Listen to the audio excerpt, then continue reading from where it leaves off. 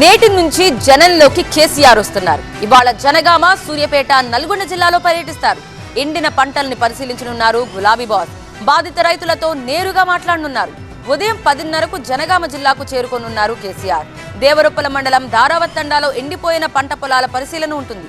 ఉదయం 11:30కు సూర్యాపేట జిల్లాలోని అరవపల్లిలో ఎండిన పంటల్ని పరిశీలిస్తారు. రైతులతో ముఖాముఖి తర్వాత మధ్యాహ్నం 3 గంటలకు సూర్యాపేటలో మీడియా సమావేశం నిర్వహిస్తారు.